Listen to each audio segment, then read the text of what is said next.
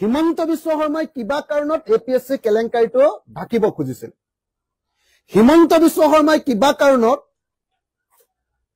APSC কেলেংকাৰী কৰি চাকৰি পোৱা 15 জন মানুহক আকৌ চাকৰি ঘূৰাই দিছিল। কাৰণ আপোনালোকে সকলোৱে জানে যে এপিএছচি কেলেংকাৰী এজন ডাঙৰ অভিযুক্ত ৰূপে হিমন্ত বিশ্ব শৰ্মাৰ নাম ওলাইছিল। অসমৰ মুখ্যমন্ত্ৰীও কৈছিলে যে হিমন্ত বিশ্ব শৰ্মাক বোলে তেওঁ বচাই দিছে। তৰুণ গগৈ ডাঙৰীয়া কৈছিলে নহয়,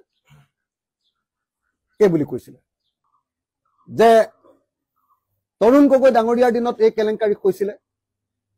অসমৰ সেই সময়ৰ সন্মানীয় মুখ্যমন্ত্ৰী তৰুণ গগৈ ডাঙৰীয়াক দোষী সাব্যস্ত কৰা হোৱা নাই।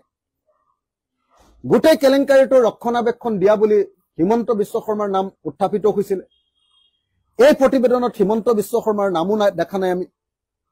সমুজ্জ্বল কুমাৰ ভট্টাচাৰ্যও তাতে আছুৰ উপদেষ্টা সমুজ্জ্বল কুমাৰ ভট্টাচাৰ্যই এই কেলেংকাৰীটোত প্ৰাকে প্ৰকাৰে জড়িত বুলি অভিযোগ উত্থাপন হৈছিল। তেওঁৰ নামো ইয়াতে আমি দেখা নাই। আনকি এজন বিধায়ক, প্ৰাক্তন বিধায়ক বিজেপিৰ, কি নাম, গুৰুজ্যোতি দাস, বোধহয় তেখেতেও 60 লাখ টকা খোৱা বুলি ইয়াত দেখুওৱা হৈছে, কিন্তু তেখেতক অভিযুক্ত হিচাপে ইয়াত দেখুওৱা নাই। গতিকে মই ভাবো যে বিপ্লৱ শৰ্মাৰ এই প্ৰতিবেদনখন আধৰুৱা।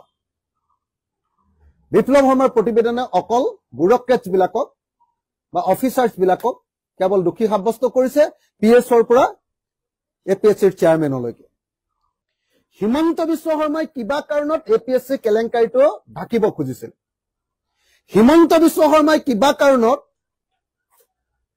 এপিএছচি কেলেংকাৰী কৰি চাকৰি পোৱা 15 জন মানুহক আকৌ চাকৰি ঘূৰাই দিছিল। কাৰণ আপোনালোকে সকলোৱে জানে যে এপিএছচি কেলেংকাৰী এজন ডাঙৰ অভিযুক্ত ৰূপে হিমন্ত বিশ্ব শৰ্মাৰ নাম ওলাইছিল। অসমৰ মুখ্যমন্ত্ৰীও কৈছিলে যে হিমন্ত বিশ্ব শৰ্মাক বোলে তেওঁ বচাই দিছে। তৰুণ গগৈ ডাঙৰীয়া কৈছিলে নহয়, এই বুলি কৈছিলে যে তৰুণ গগৈ ডাঙৰীয়াৰ দিনত এই কেলেংকাৰী কৈছিলে। অসমৰ সেই সময়ৰ সন্মানীয় মুখ্যমন্ত্ৰী তৰুণ গগৈ ডাঙৰীয়াক দোষী সাব্যস্ত কৰা হোৱা নাই। গোটেই কেলেংকাৰীটো ৰক্ষণাবেক্ষণ দিয়া বুলি হিমন্ত বিশ্ব শৰ্মাৰ নাম উত্থাপিত হৈছিল। এই প্ৰতিবেদনত হিমন্ত বিশ্ব শৰ্মাৰ নামো দেখা নাই আমি। সমুজ্জ্বল কুমাৰ ভট্টাচাৰ্যও তাতে আছুৰ উপদেষ্টা সমুজ্জ্বল কুমাৰ ভট্টাচাৰ্যই এই কেলেংকাৰীটোত প্ৰাকে প্ৰকাৰে জড়িত বুলি অভিযোগ উত্থাপন হৈছিল। তেওঁৰ নামো ইয়াতে আমি দেখা নাই। আনকি এজন বিধায়ক, প্ৰাক্তন বিধায়ক বিজেপিৰ, কি নাম, গুৰুজ্যোতি দাস, বোধহয় তেখেতেও 60 লাখ টকা খোৱা বুলি ইয়াত দেখুওৱা হৈছে, কিন্তু তেখেতক অভিযুক্ত হিচাপে ইয়াত দেখুওৱা নাই। গতিকে মই ভাবো যে বিপ্লৱ শৰ্মাৰ এই প্ৰতিবেদনখন আধৰুৱা। বিপ্লৱ শৰ্মাৰ প্ৰতিবেদনে অকল ব্যুৰক্ৰেটছবিলাকক বা অফিচাৰ্ছবিলাকক কেৱল দোষী সাব্যস্ত কৰিছে, পিএছৰ পৰা এপিএছচিৰ চেয়াৰমেনলৈকে।